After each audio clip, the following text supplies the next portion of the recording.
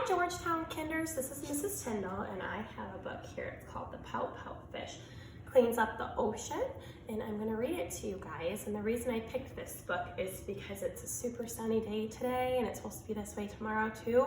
So maybe you can get out and clean up your yard, your neighborhood, or some nearby parks while you are on your staycation at home. So here it is, The Pout Fish Cleans Up the Ocean.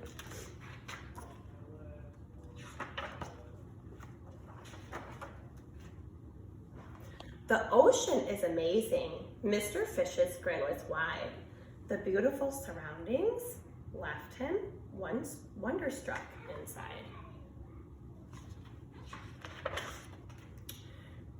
His head was full of happy and his heart was full of awe, but his smile sank away when he turned around and saw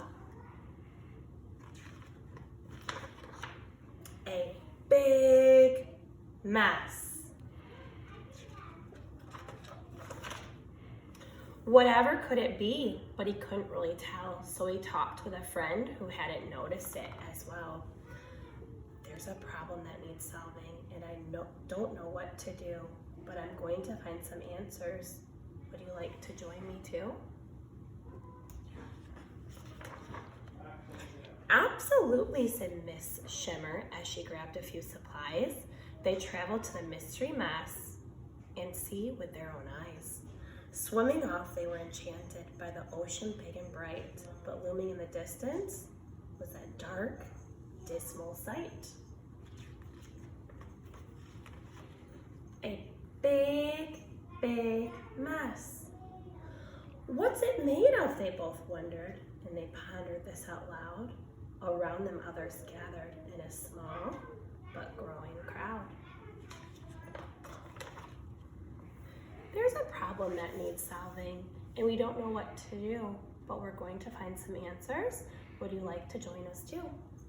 Count us in, said Mr. Seahorse, and he powered up his rig. Enthusiasm bubbled.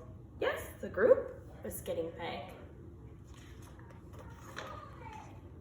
They jetted through the ocean in a peaceful sort of bliss, but the thing that stretched before them was impossible to miss. A big mess. Who will fix it? Fish were asking, hoping someone else would know. There was lots of conversation as they traveled with the flow. There's a problem that needs solving and we don't know what to do, but we're going to find some answers. And would you like to join us too? All as one, said Mrs. Squid as she swished away some junk. The group continued forward toward the nearing pile of gunk. They reached the mystery mess. They took some measurements and samples. They made notes. They did research. They found similar examples. When everyone was finished, they assembled to discuss. They came to one conclusion. The problem is us. We made the big mess. They froze in disbelief. Then they all began to shout, feeling troubled and uneasy, and some they began to pout. Were they stuck with this forever? Would it worsen? Would it grow? Mr. Fish was worried too, but there's one thing that I know. It's awful that we caused it, but this bad news can be good, for it means that we can solve it if we all agree we should. Silence had filled the ocean. Their future was at stake. It was a monument decision. Which one would they make? A big yes. We can do it, they exclaimed, positively yes and yeah. So they all pitched in together and they cleaned that ocean up.